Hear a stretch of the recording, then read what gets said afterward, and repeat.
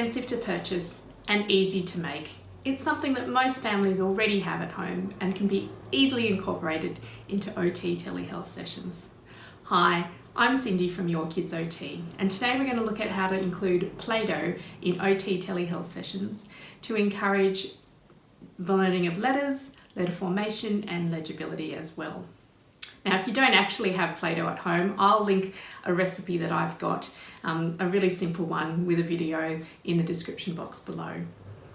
Now, there are many benefits to using Playdough and a whole host of fine motor skills that you can work on, including hand strength and the pincer grasp.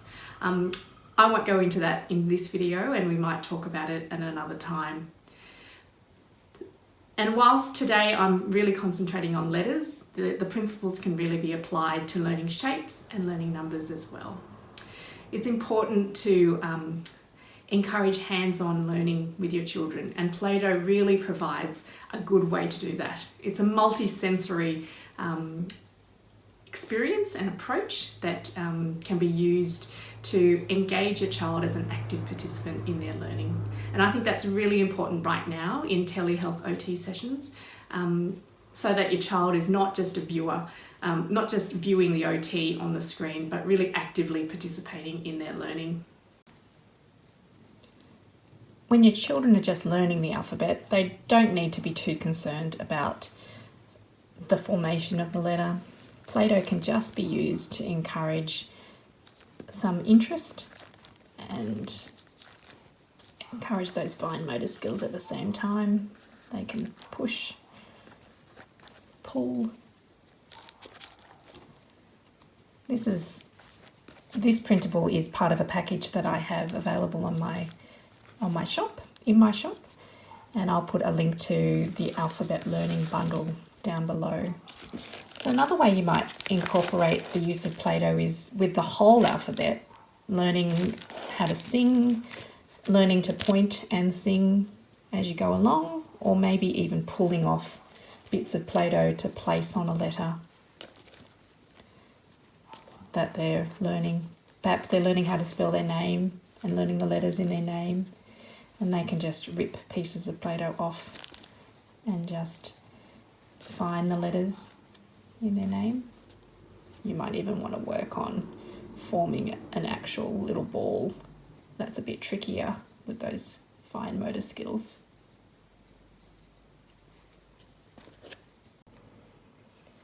Once your child is familiar with the alphabet, you may want to start reinforcing the starting positions and direction of letters to assist them with writing.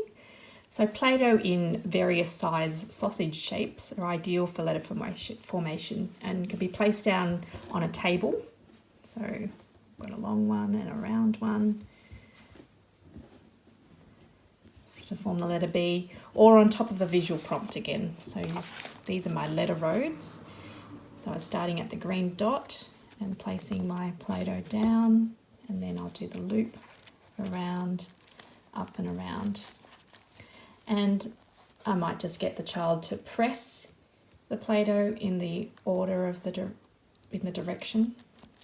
We call it directionality, or even use something extra like a push pin to work on those fine motor skills at the same time as working on letter formation. Another thing I do is use a clock face, which comes from the Spalding method of teaching reading and writing. The clock face is especially useful, I find, for teaching children about magic C letters and Z and E, and you can use a clock to encourage them to find starting points and the direction that they're going to learn the formation. So I get a plastic lid, and encourage the child to just push the Playdough in and fill the lid up. And then I might get them to use an assortment of beads, just whatever they have at home. Maybe they only have push pins at home. But put a bead in the spot in front of your belly button, I always sort of say. Sometimes they need to learn about a clock before they can actually learn about letter formation with a clock face. So I get them to put a bead in, and then I get them to turn it around so that the bead is across from them, and that's 12 on the clock. and then I'll get them to put another bead in to mark 6, 12 and 6. So the main ones I tend to mark are 12, 6, 3 and 9. And I might get them just to use their finger to work on a simple L or an L and a T, or even we might turn it and work on an X if we're just doing those letters. But going back to the clock face, I like to start magic C letters at 2 on the clock. So I'll ask them to put in some more beads. So I'll say put in 2 more beads between this one and this one. Try and make it about the same distance apart. And when you can, also put in beads for the whole thing and get them to touch the beads. So I do a combination of things. I might get them to just touch this and go up and around. And sometimes they need the finishing spot as well. So we might do up and around and finish there at about 5 or 4. I sort of always exaggerate the letters because they're bound to shorten it when they're actually writing.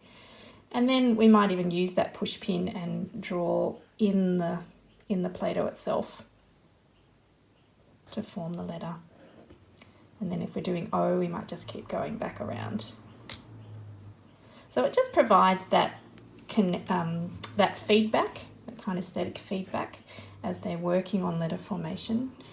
So as I said before, the other ones that are great to learn in this sort of format is from 9 to 3 on the clock. We work on the letter E. Woo, uh-oh.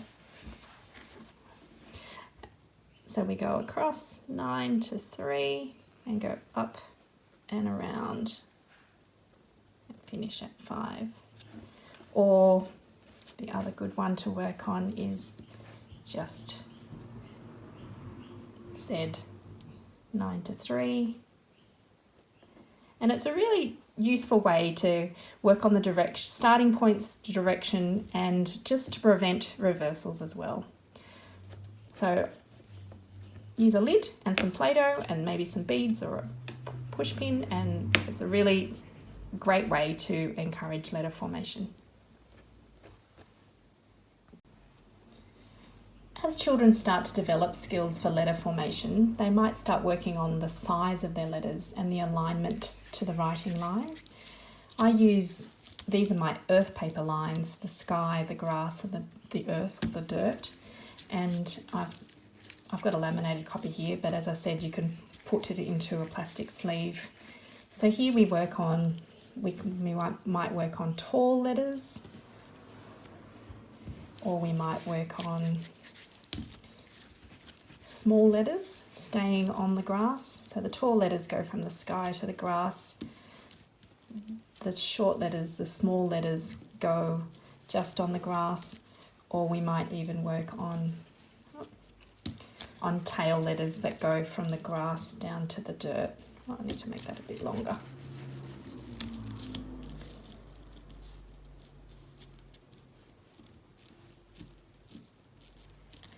So I might use this together with something on my screen share, and we might work on writing the letters at the same time. So we might work on the letter formation together using Play-Doh. And I just have to set it up so that I can show them. So we might work on the letter A, starting with the circle bit, focusing on the formation being in the grass, having a short stick, joining that circle, making sure it's short. We might trace it with our finger again, and then we might move to the screen where if they have a stylus or a touch screen, they can use their finger to touch the screen from their side. Otherwise there is a drawing mechanism, but I might use this just to show them the starting point and the direction. Oh, I did that really badly. I'll do it again. So we go around, and the colours just help them to work on the size of the letter and the alignment to the writing line. As you can see, B is tall and it goes from the sky to the grass. Oh, I can't video and do this very easily. So, but you get the idea. So it's a great combination to be able to use Playdough as a hands-on activity, as well as using the screen share to share the formation and show them in real time how letters are formed. I know I've shared a lot of my resources with you today. I'll put links to those down below. They're printables that I've created for myself that I tried and tested. I use them all the time. I hope you've got some ideas there of how to use Playdough with your children to help them with letters and potentially numbers and shapes as well. Thanks for watching, and don't forget to like and subscribe and share.